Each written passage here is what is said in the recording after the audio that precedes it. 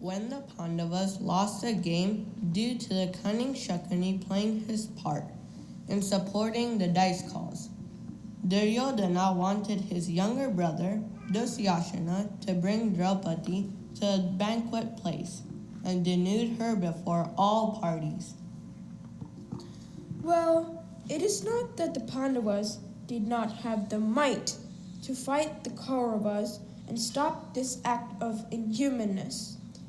They left the fate of Draupadi to the providence only because they respected their committed words. They did realize that it was a phenomenal wrong to bet on their beloved wife to win back their fortune in a highly unpredictable game played by clever opponents. So the crisis was of their own doing, and it was against their principle to distance themselves from their words that they had committed in real life or in a mere game. Oh, my dear elders, how can you be silent to this outrage of Duryodhana? I am a person of my own, not a lifeless object to belong to anybody. I am Queen, Princess of Panchala, a mother and your daughter-in-law of the Kuru family. How can you allow such insult to be done to your daughter? Does your blood not boil? How can you be so stoic and live with this sin the rest of your lives? Draupadi's husbands staked themselves in the game of dice into which they were tricked into playing. Draupadi did not stake herself, so how can she be insulted for no fault of hers? I'm sorry, pious Draupadi, on behalf of all men.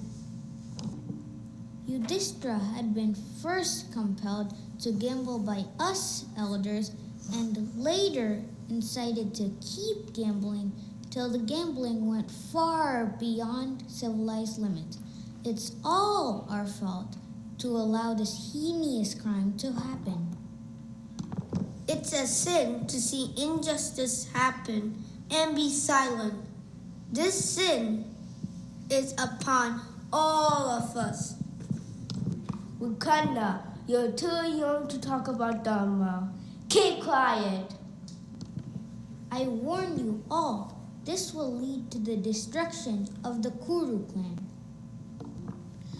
Draupadi saw no one come to her help, and all were helplessly wringing their hands. Draupadi prayed fervently to Lord Krishna to save her from the shameless humiliation that the Kauravas were causing her. Lord Krishna was playing dice with Queen Satyabhama while Draupadi's prayers reached him. The omniscient Lord was visibly disturbed for a moment while listening to the prayers, and then kept playing for a few more moments. When he unwrapped the cloth from his wounded finger and released that in air, he murmured, with his inimitable smile on his lips, that finally the debt was repaid. Upon Satyabhama's inquiry, Lord Krishna told her about Draupadi's helplessness at the moment and his action. Oh Lord, why did you delay in offering Draupadi help? Draupadi put in her best to avoid the crisis on her own, and when she failed after her honest efforts, she submitted herself to me completely. It was only when Draupadi placed her complete faith in me that I could help her. Krishna released a piece of cloth that was coincidentally the piece of sari that Draupadi had torn and wrapped on Krishna's wounded finger in their last meeting.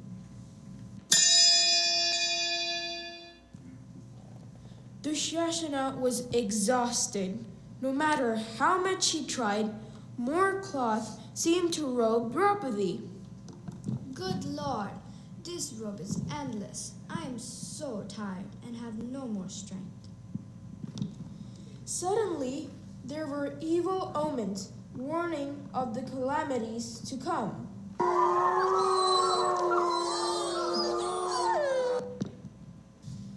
There's a natural law of karma that vindictive people who go out of their way to hurt others will end up broke and alone. What do you understand from this?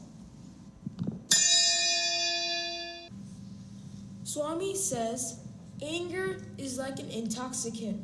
It reduces man and degrades him to the level of an animal. Do not use poisonous words against anyone, for poisonous words wound more fatally than even arrows. When you feel like God is doing nothing, that's probably when He's doing the most. If you place complete faith in the Lord at all times, you will receive His grace. Grace takes away the pain of karma. Lord can save man completely from karma.